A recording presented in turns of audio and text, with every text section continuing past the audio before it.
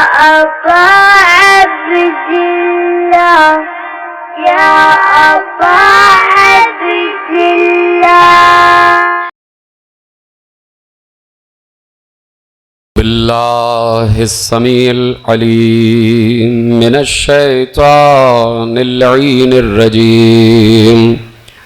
بسم الله الرحمن الرحيم. الحمد لله المعروف من غير رؤية والخالق من غير روية الذي لم يزل قائما دائما إذ لا سماء ذات أبراج ولا ليل داج ولا بحر ساج ولا أرض ذات مهاد ولا خلق ذو اعتماد. والصلاة والسلام والتحية والإكرام على نبي الرحمة وخازن المغفرة وقائد الخير والبركة ومنقذ العباد من الهلكة سيدنا ومولانا أبي القاسم محمد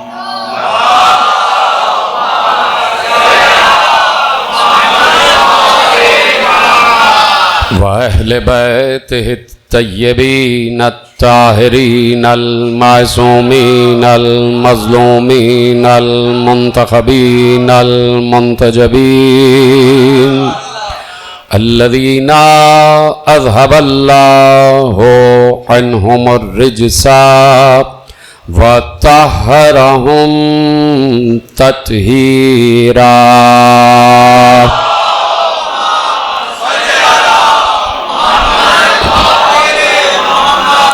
أما بعد فقد قال الله سبحانه وتعالى في محكم كتابه المجيد وفرقانه الحميد وقوله الحق. بسم الله الرحمن الرحيم. إنا علينا للهدى وَإِنَّا لَنَا لَلْآخِرَةَ وَالْأُولَى. صلوات پڑھے محمد و آل محمد.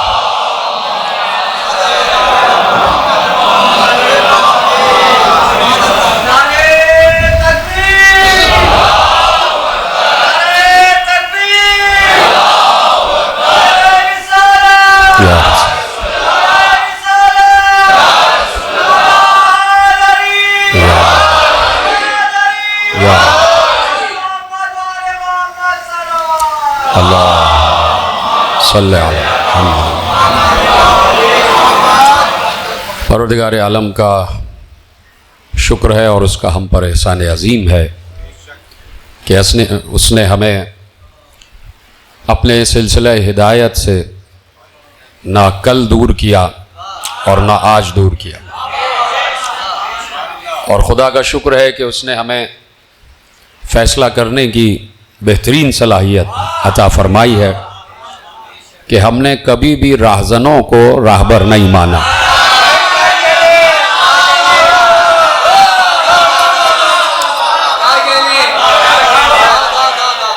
اور ہمیشہ انہی کو حجت، انہی کو سربراہ، انہی کو امام اور انہی کو خلافت کا اہل مانا ہے کہ جن کو یہ سارے عہدے اللہ نے عطا فرمائے. اب میرے عزیزو، یہ جو پورا سلسلہ ہے اور میں نے یہی موضوع قرار دیا ہے کہ جہاں اللہ بہت واضح الفاظ میں کہہ رہا ہے کہ ان علینا للہدا، یہ ہدایت کی ذمہ داری ہم پر ہے. یہ قرآن ہے، قرآن ہے. ان علینا للہدا وَإِنَّا لَنَا لَلْآخِرَةَ وَالْأُولَى. اول کا اختیار بھی ہمارے پاس ہے اور آخرت کا اختیار بھی ہمارے پاس ہے. تو یہ جو آخرت کا اختیار ہے اور جو اول اولا اختیار ہے، اس سب کا کوئی نہ کوئی گہرا تعلق ہے اللہ کی طرف سے بھیجے گئے ہادیوں سے. اس لیے اللہ کہہ رہا ہے ان علینا للہدا.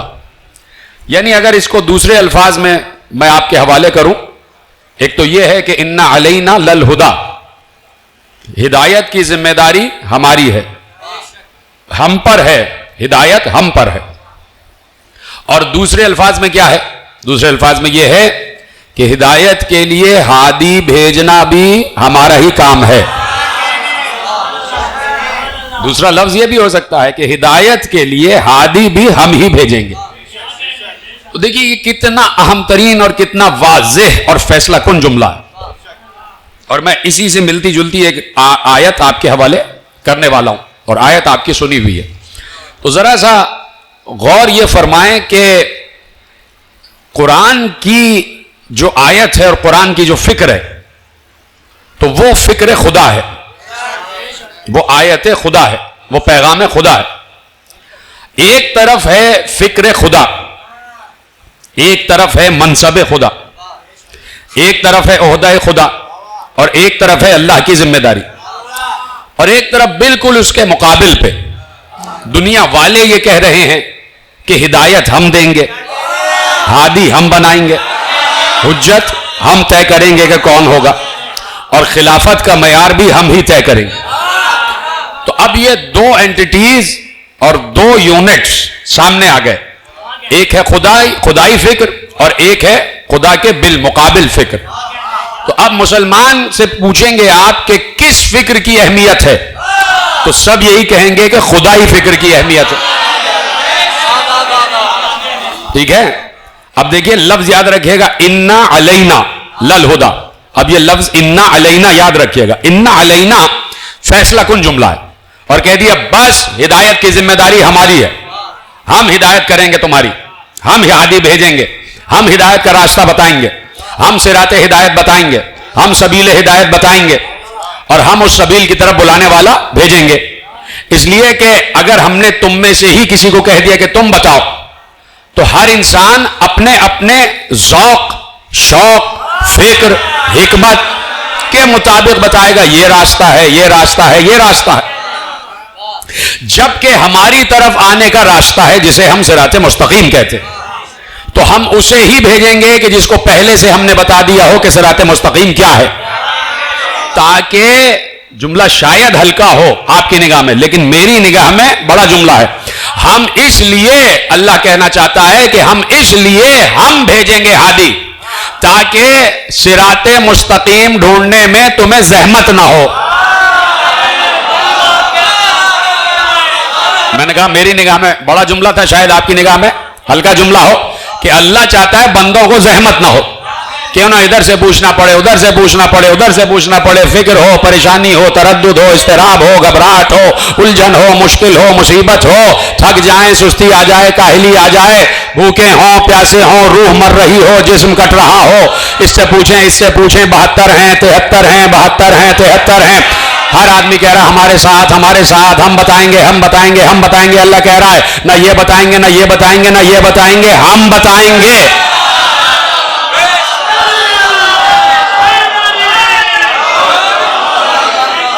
اللہ کہہ رہا ہم بتائیں گے.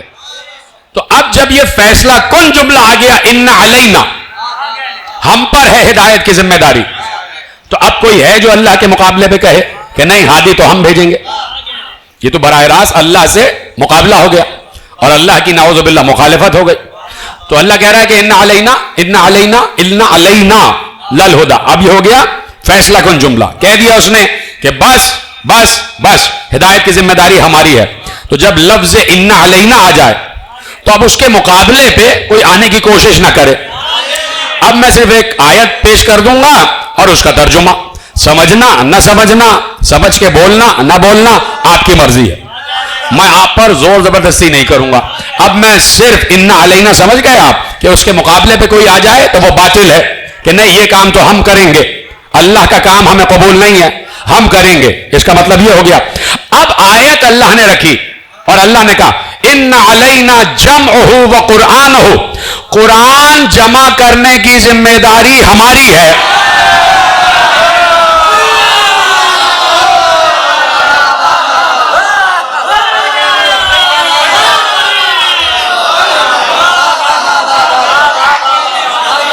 توجہ فرمائیے، ان علینا جمعہ و قرآنہ، اب فیصلہ آپ نے کر دیا، خدا آپ کو سلامت رکھے۔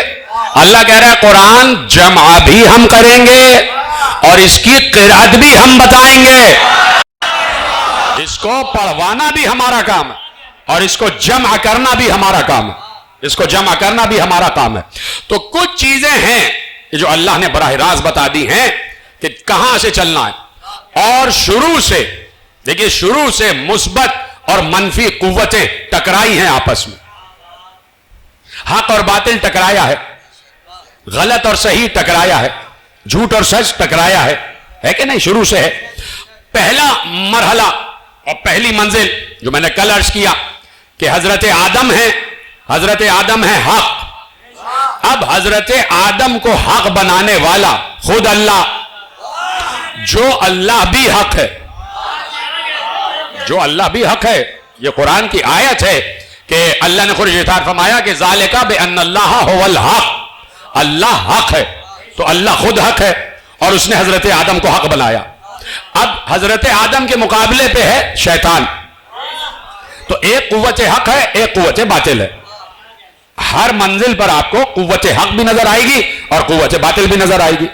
اسی طرح جناب نوح ہیں، اسی طرح جناب ابراہیم ہیں، اسی طرح جناب موسیٰ ہیں، اسی طرح جناب عیسیٰ اور اسی طرح جناب ختمی مرتبہ، کہ آپ کو حق اور باطل آپس میں مقابل نظر آئیں گے۔ آدم کے مقابلے پہ شیطان نظر آتا ہے، نوح نبی کے مقابلے پہ نبی کی بیویاں نظر آتی ہے، حضرت ابراہیم کے مقابلے پہ نمرود نظر آتا ہے، حضرت موسیٰ کے مقابلے پہ فرعون نظر آتا ہے، حضرت عیسیٰ کے مقابلے پہ بنی اسرائیل نظر آتے ہیں، اور ختمی مرتبہ کے مقابلے پہ ابو جہل نظر آتا۔ یعنی آپ کو یہ دو قوتیں بالمقابل ہمیشہ دکھائی دیں گی۔ اب فیصلہ کرنا ہے، اور فیصلہ اتنا آسان ہے کیونکہ مشکل نہیں ہے، کہ جب حق اور سمجھ میں آ گیا حق، اور جب حق کے مقابل جو آ جائے وہ باطل ہے، یہ بھی سمجھ میں آ گیا، تو اب فیصلہ کیا ہوا کہ حق ہمیشہ سے پاک ہوتا ہے۔ میں نے رک کر جملہ کہا ہے، حق ہمیشہ پاک ہوگا۔ اب جب حق کے مقابلے پہ آئے باطل ہو، سچ کے مقابلے پہ آئے جھوٹ ہو، نور کے مقابلے پہ آئے ظلمت ہو، ٹھیک ہے، تو اسی طرح پاک کے مقابلے پہ جو آئے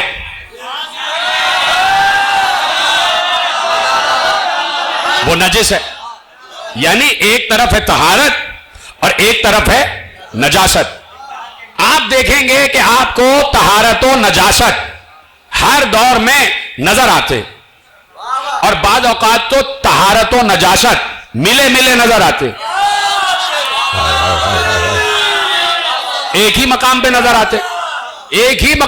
آتے، طہارت اور نجاست، طہارت و نجاست ایک ہی مقام پہ نظر آتے۔ مثلا حضرت آدم کا پتلا طاہر و طیب ہے نا، پاک ہے، اور بالکل سامنے نجس شیطان۔ آپ پتہ نہیں کہاں چلے گئے تھے، میں آپ کو واپس لے آیا ہوں۔ آپ پتہ نہیں کہاں چلے گئے تھے، ادھر تشریف لے آئیے یاسر بھائی۔ آپ یقیناً وہاں پر کہ حضرت آدم پاک ہیں، اور بالکل قریب شیطان جو نجس ہے، وہ تو شروع سے ہی نجس ہے۔ ظاہر سی بات ہے کہ اللہ کو معلوم ہے، یہ تو فرشتوں پر ثابت کروانا تھا کہ میں تم پر ثابت کروں گا کہ یہ نجس ہے، اس لیے کہ جو اللہ کے حکم کے خلاف ورزی کرے وہ نجس ہوتا ہے، یا جو اللہ کے بنائے ہوئے خلیفہ کو نہ مانے۔ تو آپ کو کبھی کبھی ملے نظر آتے، ساتھ نظر آتے، اور ساتھ نظر آنا بھی ایک امتحان کی منزل ہے، جملے ظاہر نہیں کیجیے گا، ساتھ حق و باطل کا نظر آنا بھی امتحان کی منزل ہے، کہ اب تمہاری نگاہ پر ہے کہ تمہاری نگاہ تطہیر والوں کو جانتی ہے، اور جب تطہیر والے پہچان لیے جائیں تو اب طہارت کے مقابلے میں جو آئے گا وہ رچ ہوگا، وہ نجاست ہوگی، یہ بات طے کر دی. تو اب ساتھ ساتھ نظر آتے ہیں کبھی کبھار بالکل ملے. اس لیے اللہ نے سورہ مبارکہ بقرہ میں ارشاد فرمایا کہ لا تلبسوا الحق بالباطل وتکتموا الحق وانتم تعلمون. اچھا میں فوراً ترجمہ کر دیتا، لیکن میں ذرا سی آپ کی توجہ کہ قرآن پڑھنا تو آسان ہے، قرآن کے ترجمے بڑے مسائل ہو جاتے ہیں. قرآن کے ترجموں میں بڑے مسائل ہو جاتے ہیں. مثلا اگر آپ بالکل بعین ہی ترجمہ کریں اس آیت کا جو میں نے آپ کے سامنے ابھی تلاوت کا شرف حاصل کیا ہے کہ لا تلبسوا الحق بالباطل وتکتموا الحق وانتم تعلمون. سلامت رہیں، خدا آپ کو شاد و آباد رکھے. کہ اللہ کہہ رہا ہے لا تلبسوا الحق بالباطل، حق کو باطل کا لباس نہ پہناؤ یا باطل کو حق کا لباس نہ پہناؤ. اس کا مطلب ہے کبھی کبھی باطل حق کے لباس میں نظر آتا ہے.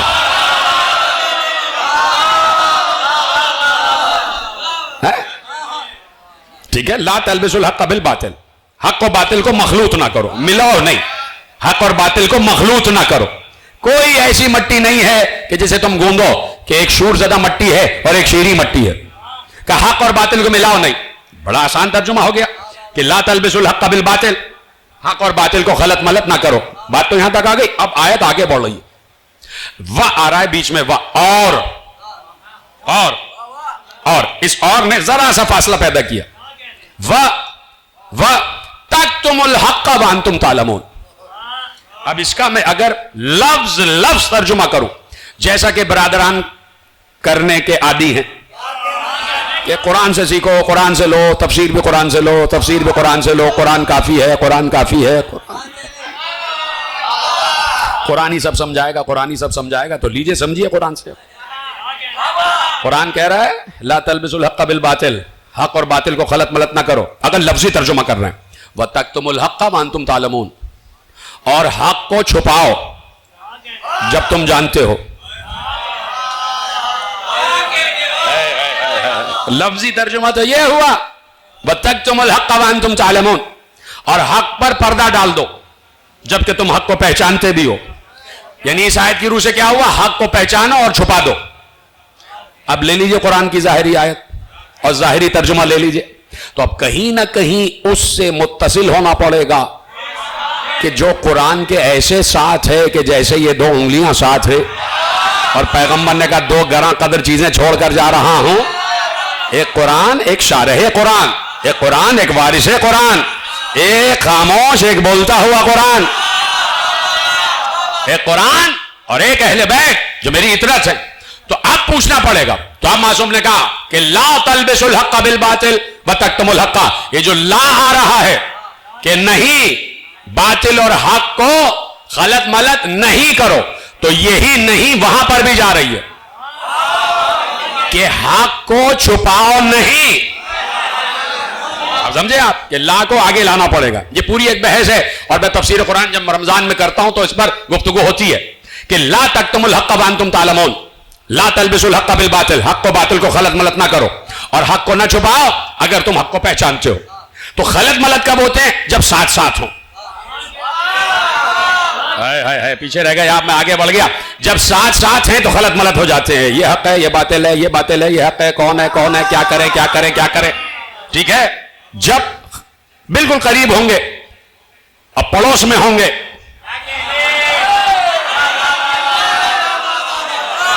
ہمسائے ہوں گے، تو پریشانی ہو جائے گی کہ حق کیا ہے باطل کیا ہے. لیکن اللہ کہہ رہا ہے کہ جب پتہ چل جائے کہ حق کیا ہے اور حق کس طرف ہے تو چھپاؤ نہیں. میں نے بڑی بات کہہ دی، آپ پیچھے رہ گئے. قرآن کی آیت سورہ بقرہ جا کے پڑھ لیجئے. ہاتھ کنگن کو عارسی کیا، پڑھ لکھے کو فارسی کیا. ابھی جائیے، سامنے مسجد ہے اور قرآن کی آیتیں پڑھیے کہ لا تلبسوا الحق بالباطل وتکتموا الحق وانتم تعلمون، باطل اور حق کو ملانا نہیں. اور خبردار جب حق معلوم ہو گیا، جب معلوم ہو گیا کہ حق کیا ہے اور کس طرف ہے تو چھپانا نہیں. جب معلوم ہو گیا کہ حق کس طرف ہے تو چھپانا نہیں. اب یہ نہ کہنا وہ بھی حق پر تھے یہ بھی حق پر تھے، اور جب دونوں آپس میں آ جائیں تو خاموشی اختیار کرو. جو سمجھ گیا ان کو میرا سلام. جب معلوم ہو جائے کہ حق کیا ہے تو پھر چھپانا نہیں. پھر کوئی لاکھ کہتا رہے کہ ادھر بھی حق تھا ادھر بھی حق تھا، صحابی تھے. چپ رہنا صحیح ہے، خاموشی صحیح ہے، سکوت صحیح. اللہ کہہ رہا ہے خاموش نہ رہنا. خبردار، جب معلوم ہو گیا کہ حق کیا ہے تو بتاؤ، حق پر پردہ نہ ڈالو. تو جب حق و باطل برابر برابر ہوتے ہیں تو پھر ان میں ایک طہارت ہوتا ہے اور ایک نجاست ہوتا ہے. پتہ نہیں کیسے آپ تک بات پہنچے گی.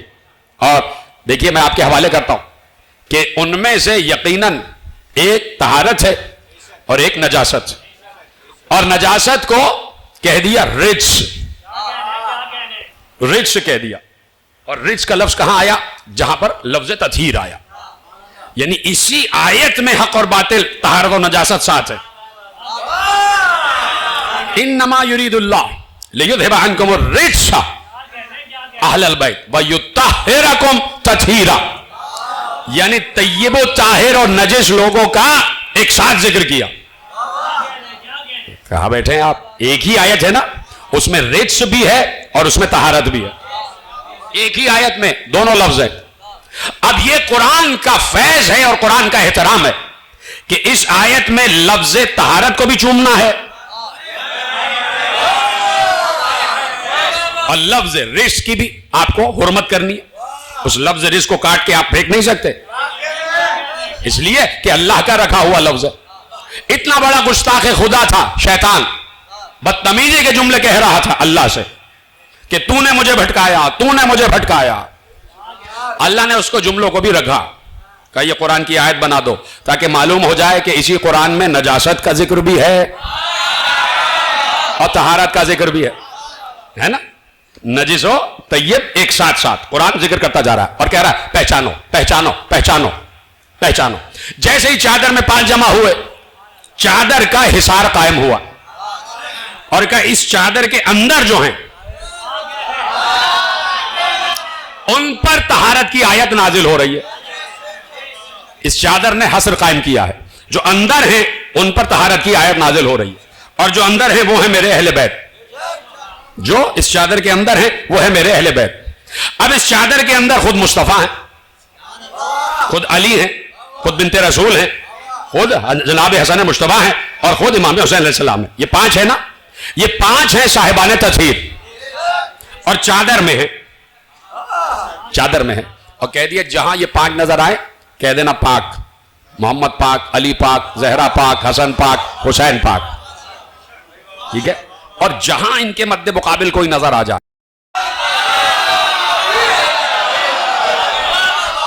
تو وہ نجس وہ نجس وہ نجس وہ نجس وہ نجس. ٹھیک ہے. تو اب یہ جو اللہ نے کہا ہے نا، میں بس ایک جملے کے لیے آپ کی زحمتیں آپ کو دے رہا ہوں، صرف ایک جملے کے لیے کہ طہارت و نجاست، طہارت و نجاست فیصلہ کرنا ضروری ہے. اور یہ بعض اوقات مشیت خدا ہے کہ طہارت و نجاست ساتھ رہے تاکہ لوگوں کا امتحان ہو اور پھر فیصلہ کرنے والے فیصلہ کرتے. اور فیصلہ کرنے والے نے بہت بڑا عالم نہیں تھا، بہت بڑا کوئی مفسر قرآن نہیں تھا، لیکن دربار امامت کا بہت بڑا شاعر تھا، بہت بڑا شاعر دربار امامت کا. اور ایک بار دہبل خزاعی اس نے 4 مصرے کہے. اب پہنچنے والے پہنچ جائیں گے کہ کس عہد کی بات کر رہا ہوں، اور آپ کو معلوم ہے 17 سفر میں بیٹھے ہیں آپ خود پہنچیے گا کہ کہاں تذکرہ ہو رہا ہے. اور اس نے کیسا گوشہ نکالا. شاعر کا کام ہی، شعر کہتے ہیں باریک سے زیادہ، بال سے زیادہ باریک چیز کو کہتے ہیں شعر. یہ جو بال ہے نا ان کو شعر کہتے ہیں، اس لیے کہ بہت باریک ہوتا ہے. تو شاعر بڑی باریک بات نکالتا ہے اور وہ بھی دربار امامت کا شاعر دہبل خزاعی. ایک بار وہ کہتا ہے قبران فتوس خیر الناس کلہم. ابھی ترجمہ کر دوں گا. قبران فتوس خیر الناس کلہم وقبر شرہم ھذا من العبر. آصف صاحب آپ کی خدمت میں پیش کر رہا ہوں. یقیناً آپ نے بھی بہترین مصرے کہے ہیں اور بہترین شاعر تشریف فرمائے مرثیہ نگار شاعر, خدا آپ کو اور قلم میں طاقت دے. یاسر شاہ صاحب بھی بیٹھے.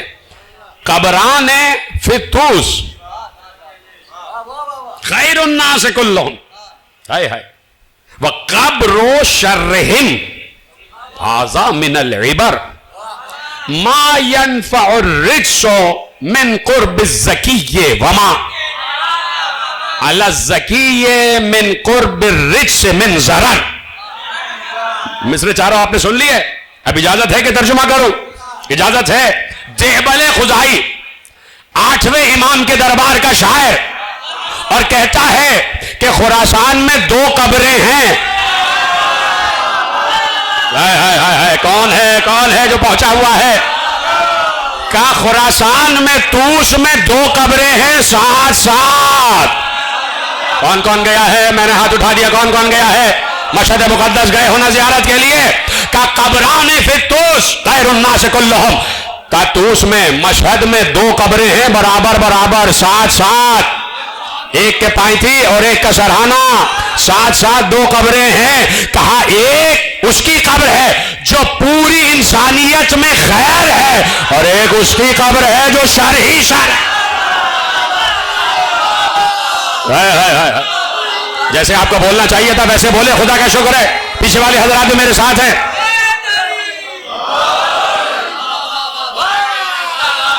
طوس میں خراسان میں 2 قبریں ہیں, ایک سب سے برے انسان کی اور ایک سب سے خیر انسان کی. پوری انسانیت میں جو خیر ہے ایک اس کی قبر ہے, اور بالکل پائنتی اس کی قبر ہے جو شر ہی شر ہے. چاہے کتنا ہی رشید کیوں نہ لکھ دے, ہوتا نارشید ہے. اب دیکھیے فکر کہاں سے نکالی. دیبل خزائی دربار امامت کا شاعر, اور شاعر ہے دربار امامت کا شاعر ہے. دربار امامت کا پورا قصیدہ کہا دیبل خزائی نے امام رضا علیہ السلام کی شان میں, پورا قصیدہ کہا. اور پہنچا ہے جب طوس, جب خراسان. اللہم بلند آواز سے صلوات پڑھیں محمد و علی.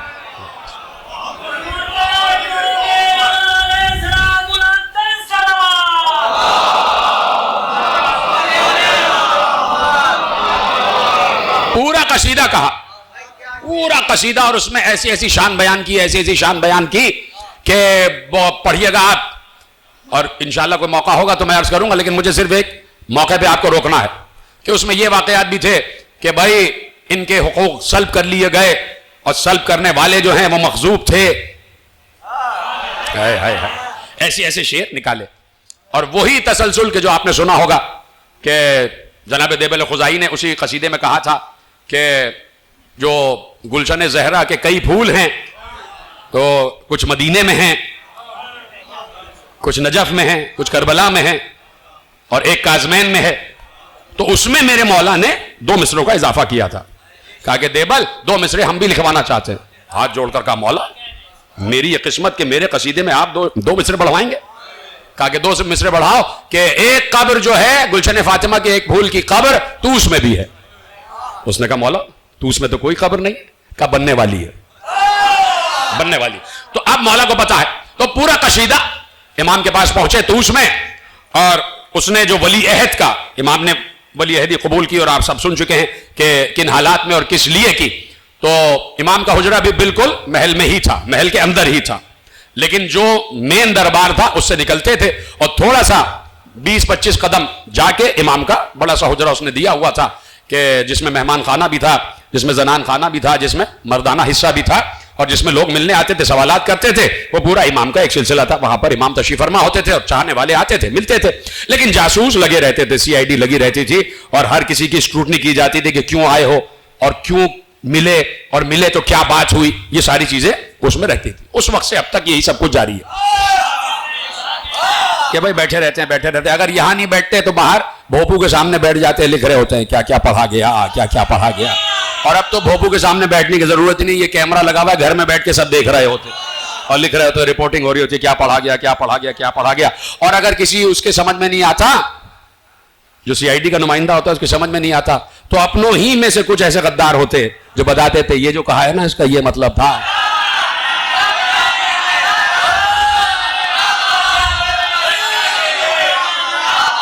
اب پتہ نہیں اس بیچارے بلب نے کیا قصور کیا.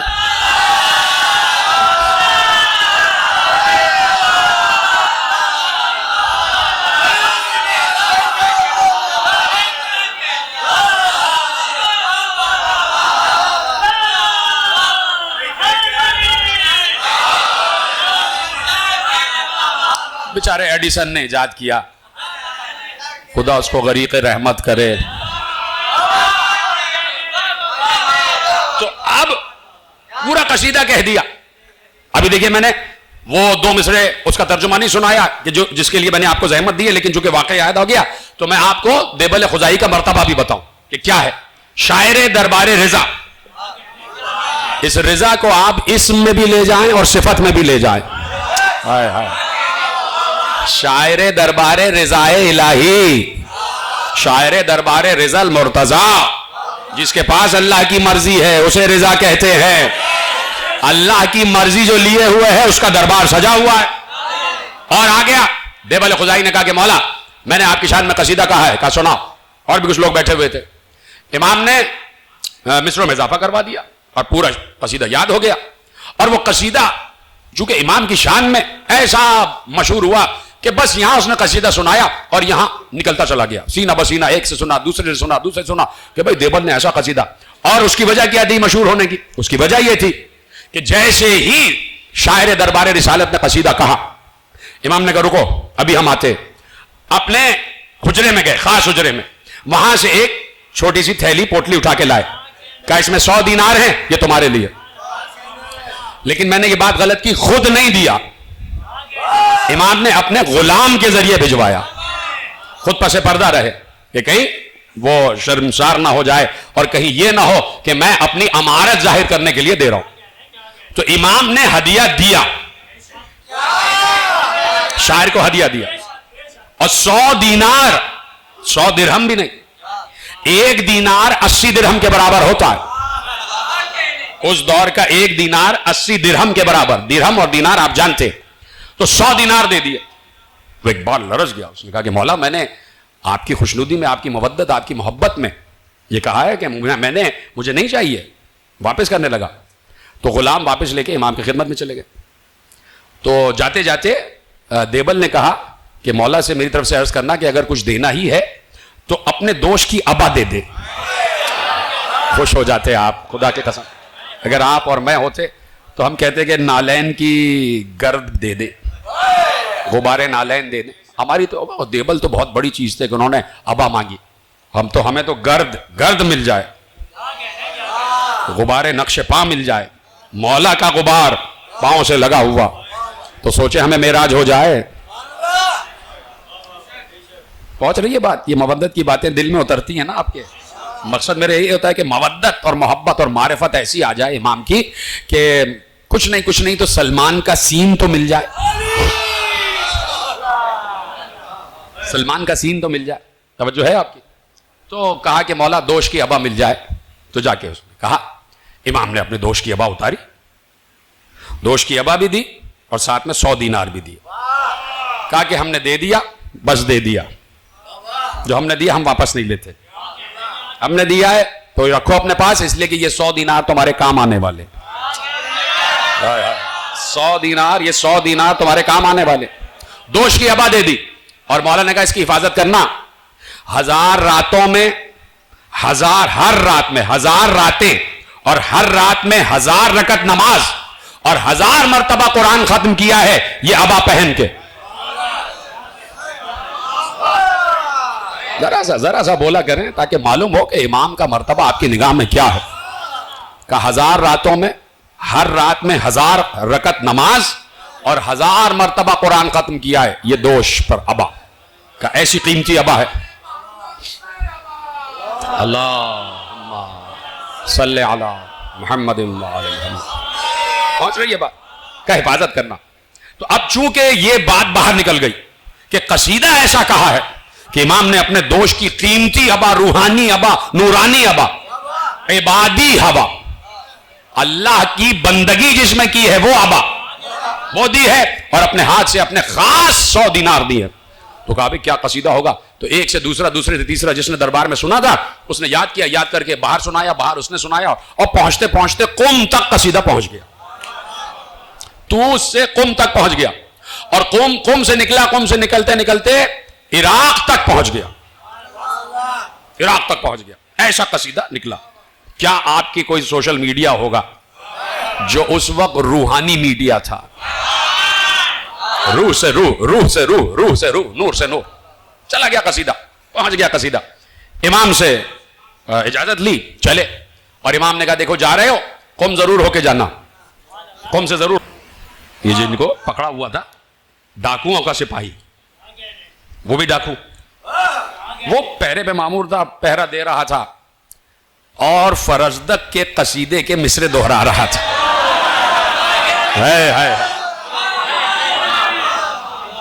فرزدق کے قصیدے کے مصرے دہرا رہا تھا۔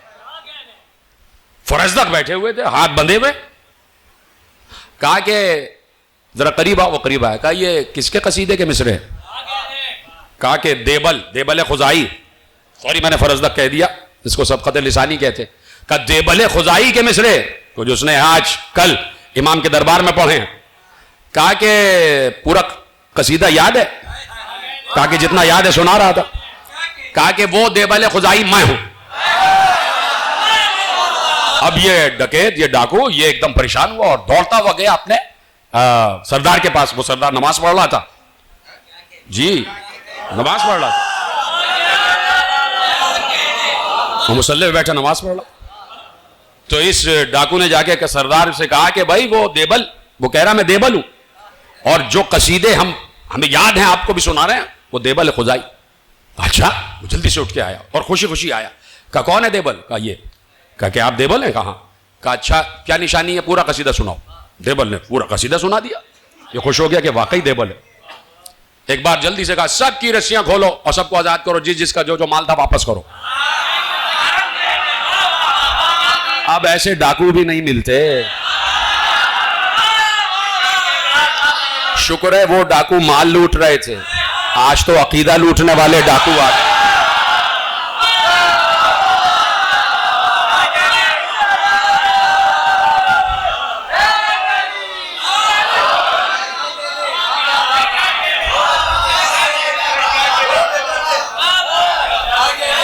توجہ فرما رہے ہیں؟ تو پورا قصیدہ اور سب کچھ واپس کر دیا، اور وہ ابا بھی واپس کر دی، اور بڑے احترام سے لے کے باہر چھوڑا۔ اب یہ قم پہنچے، قم میں شور ہو گیا، دیبل آ گئے، اور دیبل کے پاس امام کی دیوی ابا ہے۔ لوگ آ گئے اور لوگوں نے سنا دیبل کو قصیدہ بہت، ایک ہزاروں کا اجتماع ہو گیا اور اجتہام ہو گیا، اور کہا کہ سناؤ قصیدہ، اور دیبل خزائی نے امام کی شان میں پورا قصیدہ سنایا۔ کہا ابا کی زیارت کروا دو، ابا کی زیارت کروا دی، اور وہاں پہ سب نے کہا کہ بھائی ہم اتنے ہزار اتنے لاکھ دینار دے رہے ہیں، یہ ابا ہمیں دے دو۔ دیبل نے کہا نہیں ابا نہیں ملے گی، یہ تو میں نے اپنی قبر کے لیے رکھی، یہ میں نے اپنی قبر کے لیے رکھی۔ خیر چلے گئے، جب پہنچے ہیں بالکل عراق سے پہلے عرب علاقہ جو آ گیا، وہاں کے نوجوانوں کو معلوم ہو گیا کہ دیبل آ رہے ہیں، اور امام رضا علیہ السلام کی شان میں قصیدہ کہنے والا شاعر دربار رضا آ گیا ہے۔ تو وہاں نوجوان جمع ہو گئے اور سب نے شاعر دربار امامت سے قصیدہ سنا، دیبل نے قصیدہ سنایا، پھر سب نے کہا کہ زیارت کرائیں اس ابا کی، یہ جو امام کی ابا ہے، جو امام کے جسم سے مس ہوئی ابا ہے، جو امام کے جسم سے مس ہوئی ابا ہے۔ آپ کو یاد ہے جناب یوسف کا قصہ کہ جناب یعقوب کی آنکھوں کی بینائی چلی گئی،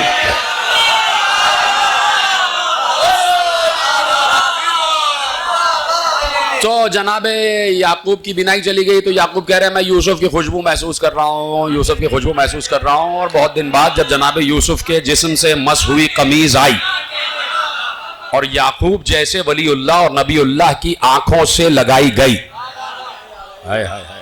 فرتد بصیرن، قرآن کہتا ہے فرتد بصیرن، فوراً بینائی واپس آ گئی۔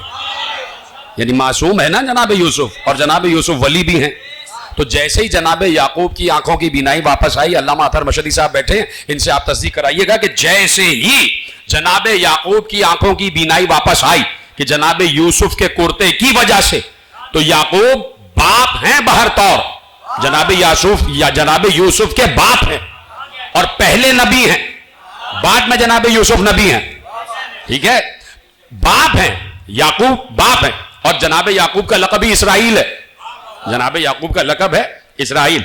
चूंकि ये देखिए जनाब इस्माइल और इसहाक दो बेटे हैं जनाब इब्राहिम के, तो जनाब इसहाक के बेटे हैं जनाब याकूब। जनाब याकूब से पहले एक और बेटा है, उसका नाम अभी मेरे जहन में नहीं है, लेकिन जनाब याकूब का नाम याकूब इसलिए है कि पहले बेटे के बाद आए, तो बाद में आने वाले को अकब कहते पीछे बाद में आने वाले को, तो याकूब है बाद में आने वाले, तो लक़ब था इसराइल। और इसराइल का मतलब क्या है? इस्र का मतलब है अब्द और इल का मतलब है अल्लाह। इसराइल का मतलब होता है अब्दुल्ला। अब आज के इसराइल का मुझे नहीं पता, आपको मालूम है और सबको मालूम है कि ये अदुव्वल्लाह हैं,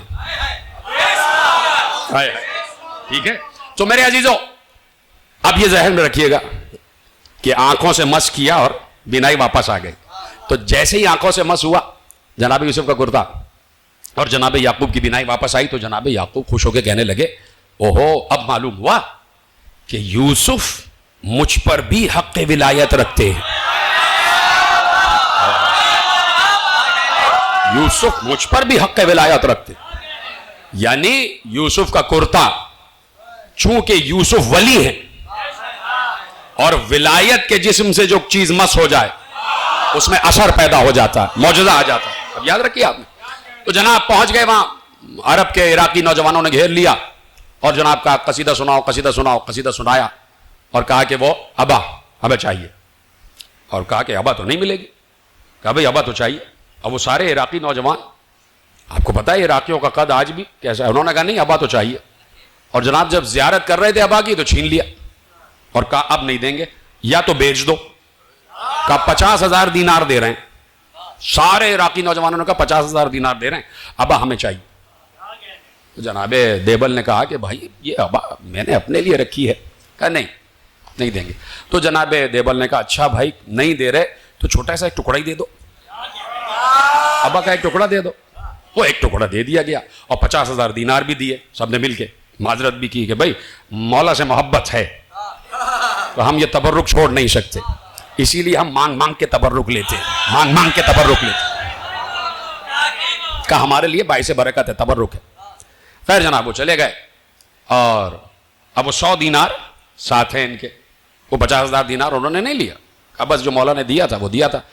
अब ये सोच रहे हैं कि ये 100 दीनार मौला ने कहा तुम्हारे काम आएंगे, तो समझ में नहीं आ रहा। जैसे ही अपने घर पहुंचे देखा घर का दरवाजा खुला हुआ है और घर उजड़ा पड़ा है, सारा सामान लुट गया।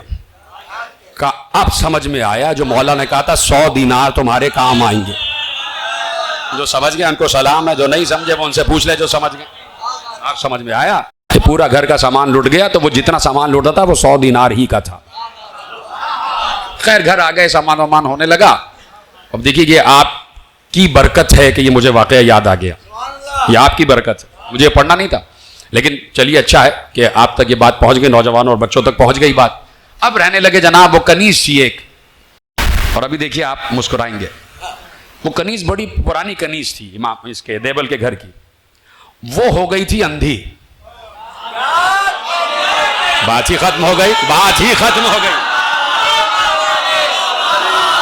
जीते रहें, सलामत रहें आप। उसकी बीनाई चली गई, एक बार बीनाई चली गई और अब मौला देख रहा है, वो देबल देख रहा है, बीनाई चली गई, क्या करें। एक बार याद आया कि मौला के अबा का एक टुकड़ा है, उसने संदूक से टुकड़ा निकाला, कनीज की आंखों पे रखा, मेरा दिल कहता है आवाज आई होगी फरतद्द बसीरा, बीनाई वापस आ गई।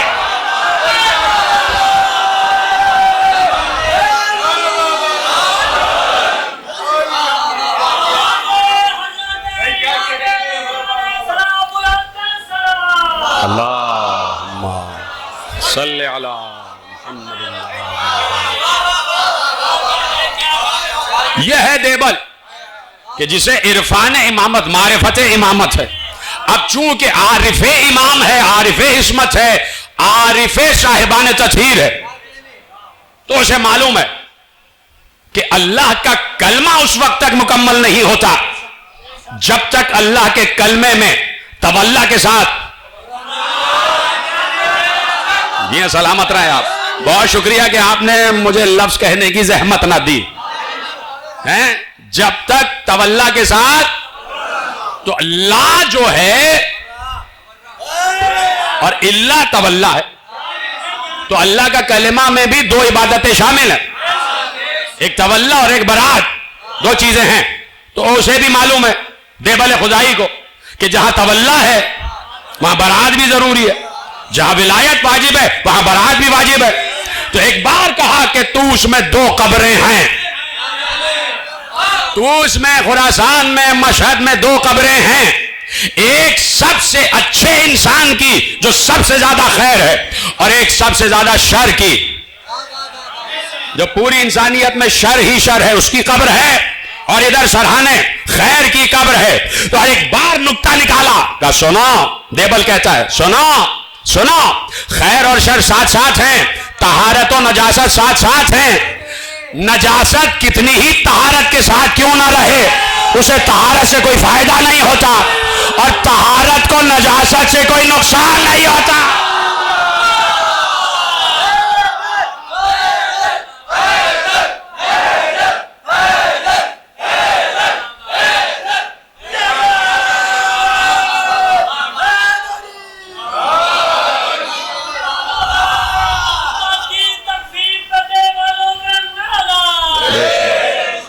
توجہ فرمائی آپ نے. ہاں ہاں ہاں. ما ينفع الرجس من قرب الزکی وما علی الزکی من قرب الرجس من ضرر. کہا کہ نجاست کو طہارت سے کوئی فائدہ نہیں ہوتا, اور طہارت کے ساتھ اگر نجاست ہے تو طہارت کو کوئی نقصان نہیں ہے. اب یہ تو میں نے مشہد کی بات بتا دی دیبل خدائی نے, اب آپ بتا دیجئے کہ کہاں کہاں ساتھ ساتھ ہے.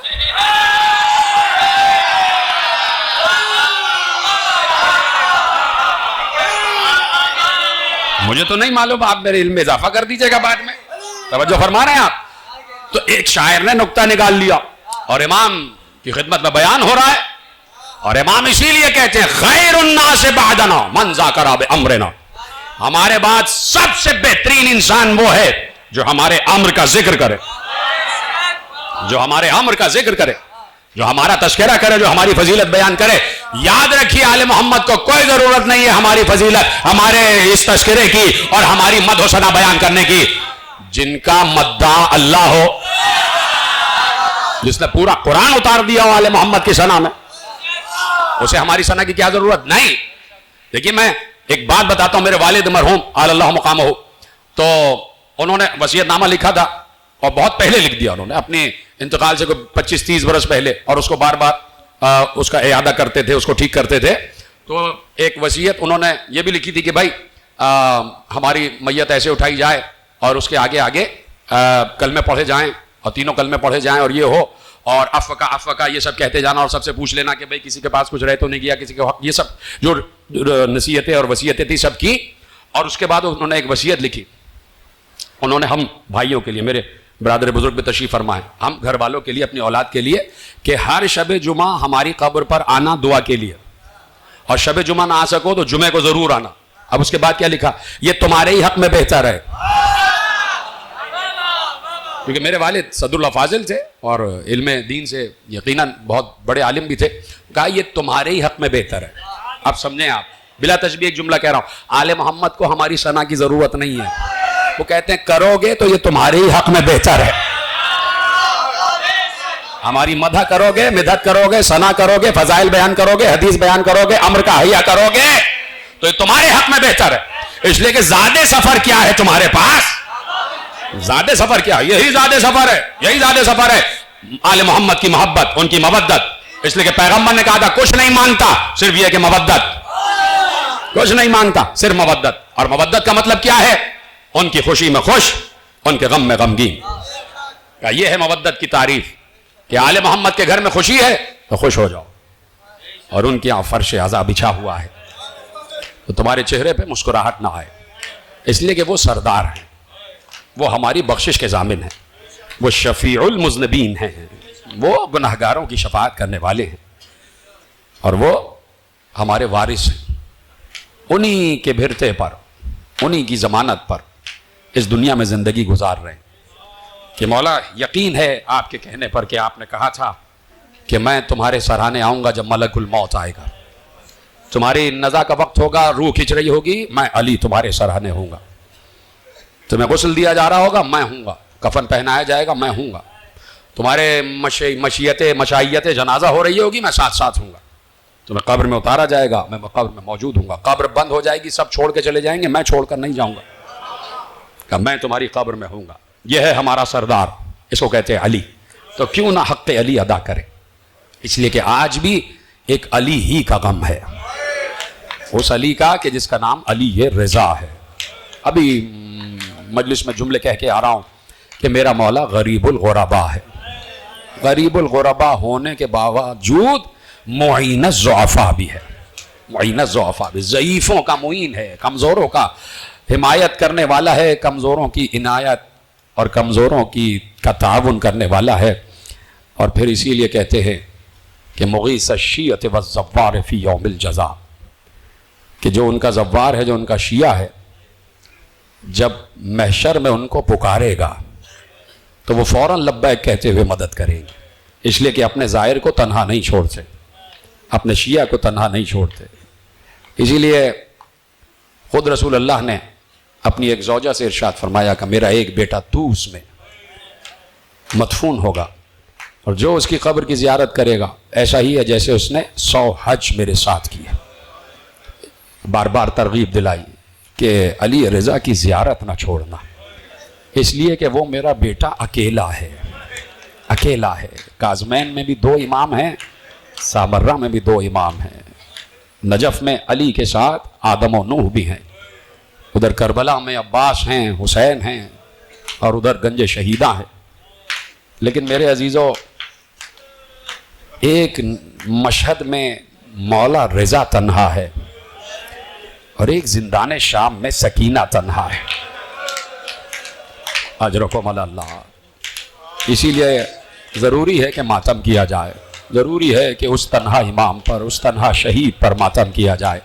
جس وقت حسن مجتبیٰ کو زہر دیا گیا ہے، 72 ٹکڑے باہر آئے، تو ساتھ میں لپٹانے والا چھوٹا بھائی حسین موجود تھا، اور غم میں آنسو بہانے والی بہن بھی موجود تھی، اور تشت لانے والا بھائی بھی موجود تھا، کہ جگر کے ٹکڑے کٹ کٹ کر تشت میں آ رہے تھے۔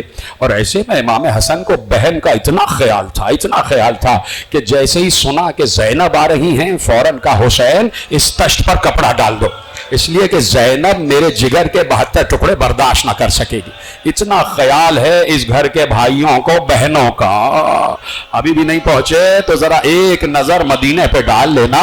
ایک بہن مدینے میں انتظار کر رہی تھی، اور ایک بھائی کربلا میں برچی کھا رہا تھا، ایک علی اکبر اور ایک فاطمہ صغرا، اور ادھر طوس میں علی رضا زہر کے حملوں سے شہید ہو رہے ہیں، اور ادھر فاطمہ معصومہ قم مدینے میں بار بار دروازے پہ راہ کو دیکھ رہی ہے، میرا بھائی کب آئے گا، میرا بھیا کب آئے گا، میرا ماجایا کب آئے گا۔ میں دیکھ رہا ہوں بچے بھی رو رہے ہیں۔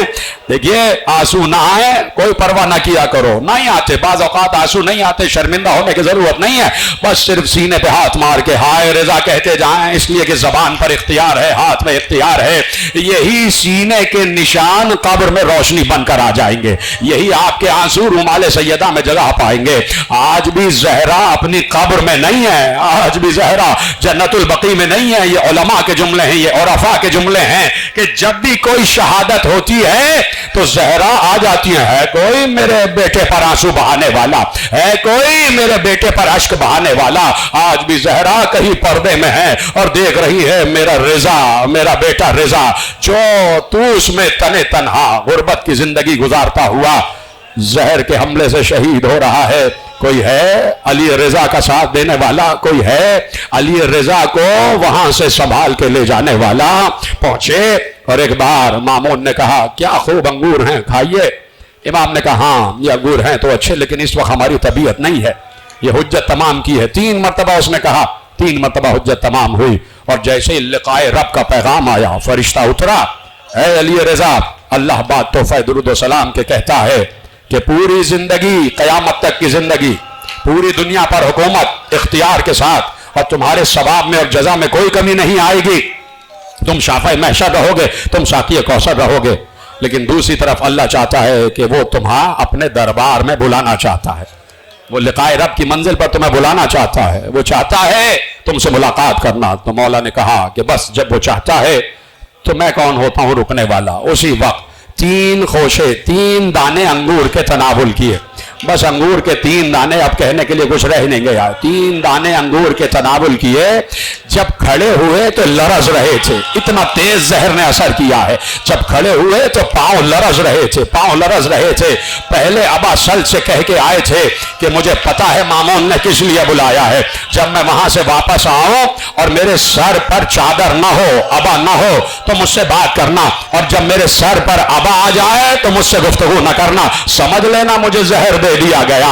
اب مولا لڑکھڑاتے ہوئے پلٹے تو ادھر سے مسکراتا ہوا مامون پوچھتا ہے کہاں جا رہے ہیں، کہاں تشریف لے جا رہے ہیں؟ بس ایک بار آہستہ سے کہا کہ جہاں تو نے بھیجا ہے وہیں جا رہے۔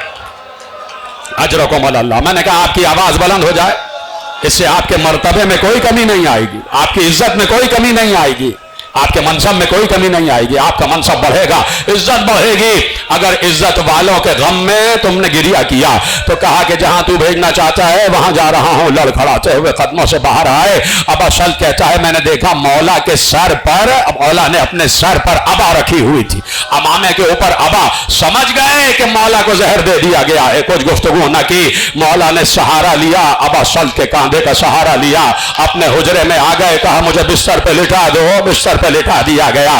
میں کہتا ہوں قسم کھا کے بتانا، قسم کھا کے بتانا، کہیں پردیس جاتے ہو اکیلے اور اگر وہاں کہیں بیمار ہو جاؤ تو سب سے پہلے گھر والوں کی یاد آتی ہے کہ ہاں کوئی تو ہوتا جو میری تیمارداری کرتا، میں بخار میں ہوں کوئی تو میرے سر پر پٹی رکھتا۔ ادھر تو علی رضا کو زہر دے دیا گیا ہے، نہ معلوم کس کس کو یاد کیا ہوگا۔ کبھی کہہ رہے ہوں گے ہائے بابا، کبھی کہہ رہے ہوں گے ہائے مادر، کبھی پکار کے کہتے ہوں گے ہائے فاطمہ، کبھی بہنوں کو یاد کر رہے ہیں، کبھی بھائیوں کو یاد کر رہے ہیں، اور کبھی اپنے بیٹے کو یاد کر رہے ہیں، ہائے محمد تقی، کوئی تو ہو جو میرا اس وقت داد رس ہو، کوئی تو ہو مرہم رکھنے والا، کوئی تو ہو دوا پلانے والا، لیکن میرا مولا تنہا ہے، اکیلا ہے، اکیلا ہے۔ میں ایک بار ہاتھ جوڑ کر کربلا کی طرف رخ کر کے اپنے مولا ابا عبداللہ الحسین سے یہی کہوں گا مولا ذرا ایک نگاہ مشہد پہ ڈالیں، تو اس پر ڈالیں، وہاں آپ کا ایک بیٹا تنہا ہے، اپنی جان دے رہا ہے، اس کے جگر میں حرارت ہے، جگر میں آگ لگی ہوئی ہے۔ مولا جس وقت آپ کا گلا کٹ رہا تھا بہن دیکھ رہی تھی، اس وقت ایک بیٹا بھی موجود تھا، ایک بیٹی بھی موجود تھی، یہاں تو علی رضا تنہا ہے، کس کو پکارے؟ آ گئے معجزے سے محمد تقی آ گئے۔ ختم کر دی میں نے گفتگو میرے عزیزوں، بس ایک روایت اور آپ کے لیے دعا۔ ادھر بہن انتظار میں ہے، مدینے میں بی بی فاطمہ معصومہ قوم دروازے پہ کھڑی ہیں، روز شام کو دروازے پہ کھڑی ہو جاتی ہیں، نہ معلوم میرا بھیا کب آئے گا، نہ معلوم میرا بھیا کب آئے گا۔ بہت محبت ہے بی بی فاطمہ کو اپنے اس بھائی سے، اپنے اس امام سے بڑی محبت ہے۔ بہت دن جب بھائی کی خبر نہ ملی تو چلی، کہا کہ میں جاؤں گی اپنے بھائی سے ملنے۔ یہ جملہ رونے کے لیے کافی تھا۔ فاطمہ معصومہ قوم سے اپنے بھائی کی جدائی برداشت نہ ہوئی، نکلی، اپنے بھائیوں کے ساتھ نکلی اور کہا میں اپنے بھائی کی تلاش میں جاؤں گی۔ چلتے چلتے ایک بار پہاڑوں کا راستہ، چٹانوں کا راستہ، بڑے مشکل راستے، لیکن کہیں بھی اس بہن نے ہمت نہیں ہاری۔ یقین مانو کئی جگہوں پر حملے بھی ہوئے ہیں، لیکن بہن کو صرف ایک آس تھی، میرا بھائی، میرا بھائی، میں کسی طرح مشہد پہنچ جاؤں، کسی طرح طوس پہنچ جاؤں۔ بیچ میں حملے بھی ہوئے، دوسرے بھائیوں کی شہادت بھی ہوئی۔ ایک بار صحابہ تک پہنچ گئی، صحابہ سے قم بالکل نزدیک، اور ایک بار جیسے ہی قم کے قریب پہنچنے کی سواری کی آواز آئی، والی قم باہر آ گیا اور اس نے خواتین کو اکٹھا کیا۔ سنیں گے جملہ، خواتین کو اکٹھا کیا، اپنی زوجہ کو بھی بلایا، کہا یہ گھروں سے سیاہ پردے، گھروں پہ سیاہ پرچم تم نے سب نے لگائے ہیں، یہ پرچم ابھی کچھ دن کے لیے اتار دو، یہ سیاہ پردے اتار دو، یہ سیاہ قناتیں اور یہ سیاہ لباس بھی اتار دینا۔ کہا کیوں اتار دیں؟ ہمارے وقت کے امام کا سوگ ہے، ہمارا 8واں امام اس دنیا سے جا چکا ہے۔ کہا دیکھو بہن آ رہی ہے بھائی کی تلاش میں، فوراً کسی بہن کو بھائی کی شہادت کی خبر دی نہیں جاتی، وہ بہن برداشت نہیں کر سکے گی، برداشت نہیں کر سکے گی۔ ایک بار دو روایتیں، دوسری روایت آپ کے حوالے کر رہا ہوں. پہلی روایت تو آپ سنتے ہی رہتے ہیں.